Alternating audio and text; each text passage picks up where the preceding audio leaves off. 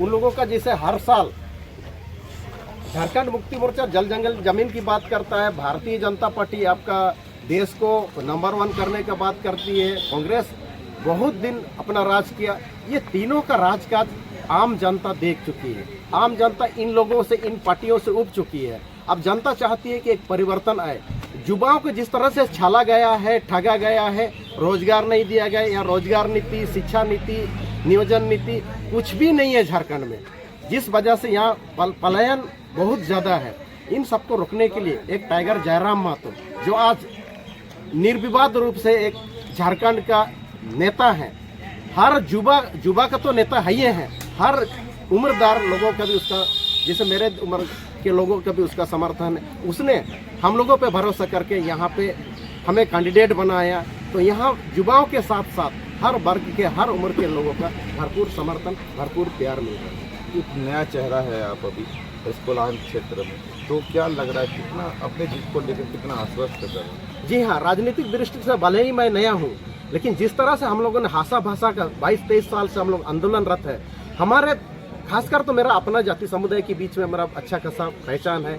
हमने film industry खड़ा किया हो, फिल्म इंडस्ट्री जिसको बोलते हैं, जिसके माध्यम से हम लोगों ने बहुत सारा फिल्म बनाए, शॉर्ट फिल्म बनाए, सीरियल बनाए, गाना बनाए। उसके माध्यम से हमारा पहचान पहले ही हो वोटर्स के बीच में, घर घर तक हमारा पहचान है, बच्चा बच्चा तक हमारा पहचान है। लेकिन जेबी केसेस ने, झारखंड लोकतांत्रिक क्रांतिकारी मोर्चा ने एक नया रूप दिया हमको, एक राजनीतिक पहचान दी है। और इसके माध्यम से जितना मेरा युवा साथी लोग हैं, उम्रदार लोग हैं, महिलाएं हैं, बच्चे हैं, इन लोगों का भरपूर समर्थन, प्यार ने आज हम लोगों को, जेबी केसेस को इतना लोकप्रिय बना दिया कि आज हम लोग नंबर 1 पे हैं। आपके बीच में बड़ी बड़ी पार्टियां हैं, जगह जगह रैलियां की जा रही है, साथ ही साथ जनसंपर्क, आपका जनसभाएं की जा रही है। उस बीच आप अपने आप को कितना खड़ा मानते हैं? जी हाँ, बड़े बड़े पार्टियां हैं, बड़े बड़े पैसा है, बड़े बड़े पूंजीपति लोग हैं उनके पीछे, लेकिन हमारे पीछे बड़े बड़े युवा हैं, बड़े बड़े पढ़े लिखे लोग हैं, डिग्रीधारी लोग हैं, महिलाएं हैं, बच्चे हैं।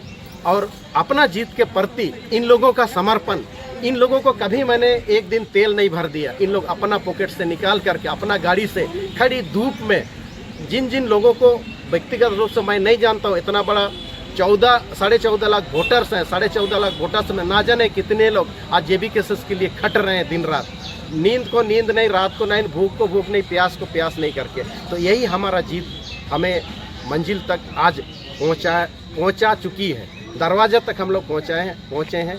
बस कल परसों जैसे अगर सब लोगों का प्यार जिस तरह से मिल रहा है, अगर वोटिंग हो जाता है हमारे पक्ष में, तो 4 तारीख को बस जीत का दरवाजा, उस दिन कोलान के धरती में एक नया इतिहास रचेगा। मान लीजिए यदि आप इस कोलान क्षेत्र से, सिमुम क्षेत्र से, आप प्राथमिकता क्या रहेगी?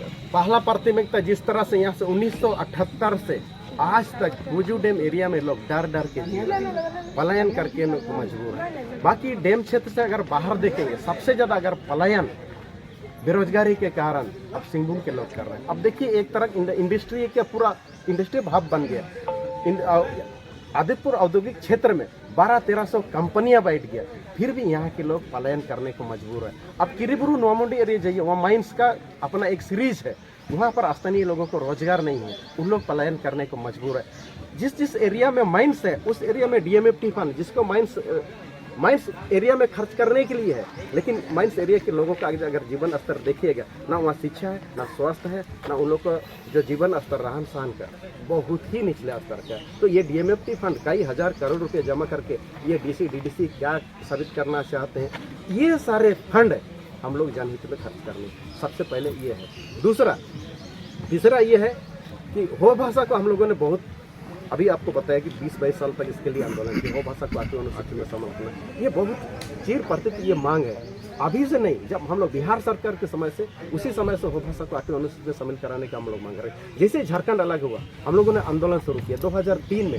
हो, मुंडा, कुड़ुक और संथाल, ये 4 भाषा को राजभाषा यहाँ से झारखंड सरकार, उस समय मुख्तार सिंह हम लोग का मुख्य सचिव, तो उसने केंद्र को भेजा कि भाई इन लोगों का ये भाषा है, ये लिपि है, इसका अनुसूची में शामिल होना चाहिए, इसके बोलने वालों की संख्या इतना है। फिर यही चीज़ सेम चीज़ उड़ीसा सरकार ने भी हो भाषा को आठवीं अनुसूची में शामिल कराने के लिए रिकमेंड करके भेजा।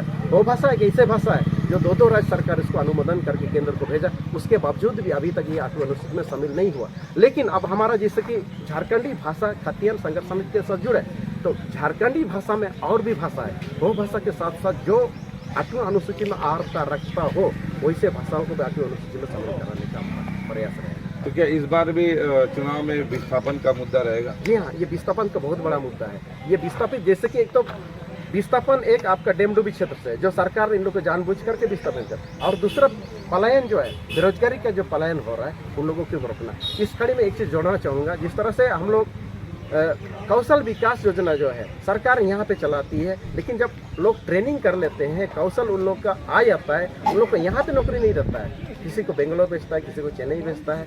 ये चीज़ को भी हम लोग का रोकना पहला प्राथमिकता होगा।